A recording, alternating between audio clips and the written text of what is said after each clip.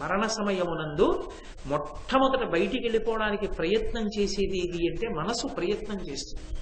అది బయటికి వెళ్ళిపోవడానికి 5 జ్ఞానేంద్రియముల యందు ఉండేటటువంటి శక్తులను 5 కర్మేంద్రియముల ఉండేటటువంటి శక్తుల్ని వెనక్కి లాక్కుంటుంది. దానికి అది మొదటి నుంచి అలవాటు, దానికి ఆ తర్ఫీదు ఉంటుంది.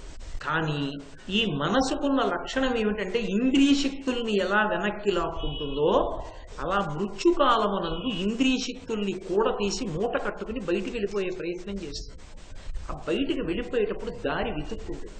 ఆ దారి వెతుక్కున్నప్పుడు నిజానికి ఎటువైపు నుంచి జీవుడు వెళ్ళిపోవాలంటే బ్రహ్మస్థానాన్ని బద్దలుగొట్టుకుని వెళ్ళాలి, ఈ స్థానంలోంచి వెళ్ళాలి, చిట్ట చివర తెరుచుకోవాలి ఆ తలుపు. కానీ చేసిన పాపపుణ్యాల్ని బట్టి అధోముఖంగా ఏదో ఒక రంధ్రంలోంచి వెళ్ళిపోతాడు, రోమకూపంలోంచి అయినా బయటికి వెళ్ళిపోతాడు. ఈ బయటికి వెళ్ళిపోయిన మనసు మళ్ళీ శరీరం కోసం వెతుక్కుంటుంది.